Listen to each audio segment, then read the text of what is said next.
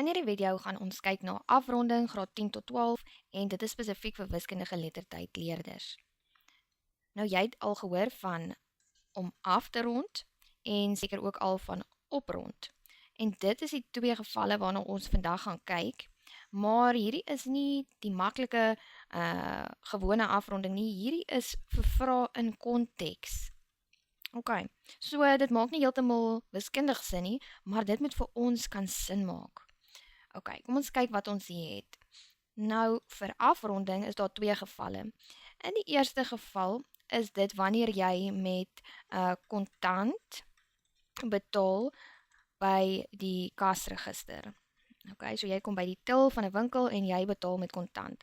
So in hierdie geval kan hulle vir jou enige bedrag gee, kom ons sê R60.49, en die winkel kan nie oprond nie, so hulle kan nie oprond nie, want dan vra hulle vir jou meer as wat die produk werd is. En ons in Suid-Afrika het mos nie meer 1 sente en 2 sente, dis nie meer in gebruik nie. So, in elke geval waar ons met kontant betaal, gaan ons afrond. En ons gaan dus na iets wat sin maak, so 45 sent, as ons dan nou nog 5 sente gebruik, dan rond ons af na 45 sent.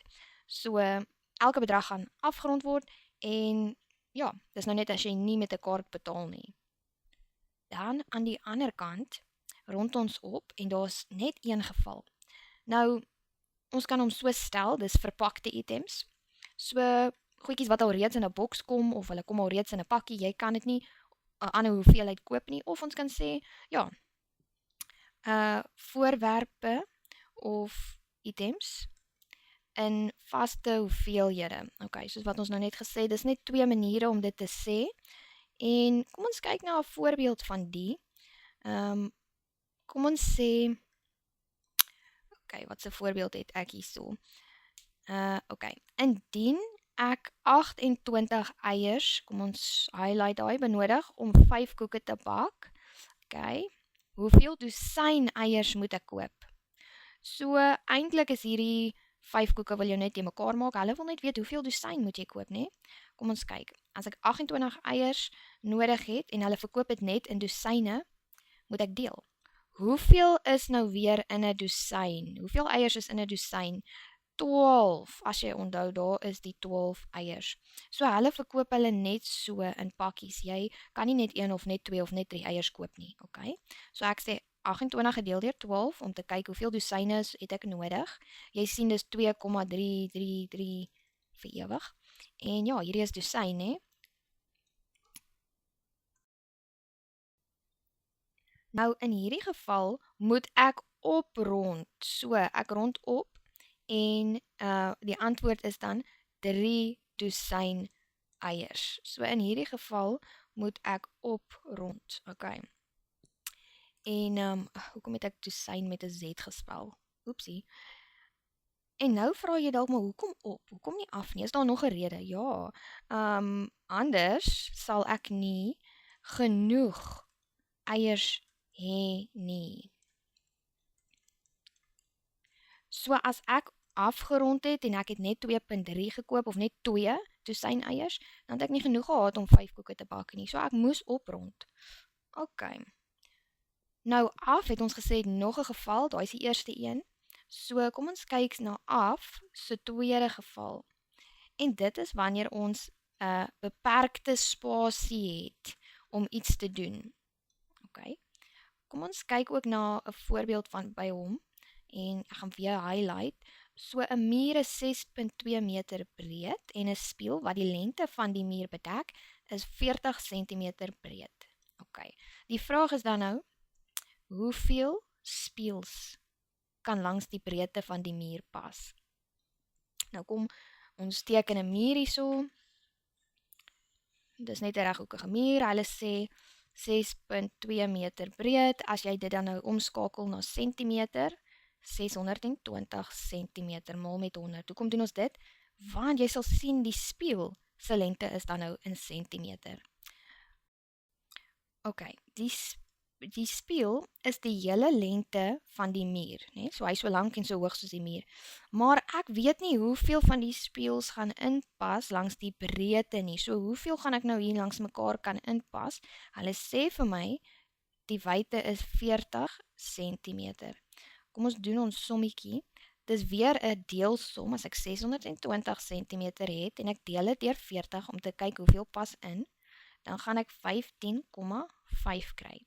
Dis 15,5 spieëls. Nou hier's klaar 'n probleem, want 15,5 spieëls, nee, dis 15 en 'n halwe spieël. Kom ek teken hom, hier's nommer 15 en dan nou nog, hy het nog hierdie helfte.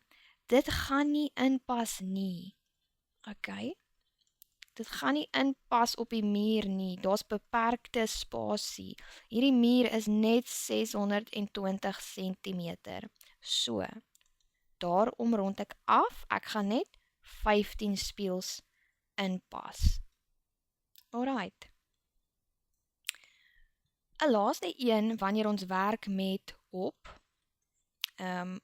as ons gaan oprond, 'n laaste voorbeeld. Nou, hier sê hulle, as jy 550 mense per bus moet vervoer en 'n enkele bus kan 30 passasiers vervoer. Okay, so kom ek highlight hier so 30 passasiers. Hoeveel busse het jy nodig? Okay, nou hierdie, jy kan soveel busse as wat jy wil, okay? Jy kan baie busse hê. So, hierdie is nie beperkte spasie nie, nee.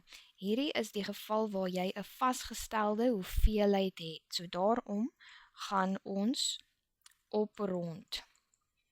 Okay, want ons kan net 30 mense per bus. So jy het 550 mense, jy het net 30 per bus, so daarom is dit 'n deelsom. Kyk, hoeveel busse gaan jy nodig hê? Die antwoord is 18.333 vir ewig. En nou gaan ek oprond. Okay, ons het klaar gesien hoekom, maar ek kan nog 'n rede vir jou gee. Ons rond op, want as ek net 18 busse vat, gaan party mense agterbly.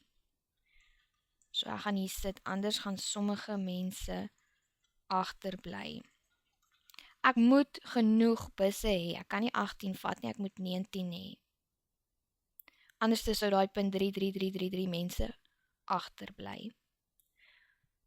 Okay, nou het ek vir jou 2 somme wat jy bietjie self kan probeer. En jy kan 'n screenshot neem van dit en ek het die antwoorde hier onder in die beskrywing of description boksie geskryf. Okay. Probeer hulle op jou eie en hier is die tweede een. Right, dankie dat julle gekyk het. Onthou om te share, like, subscribe en deel te word van die Whiteboard SA span.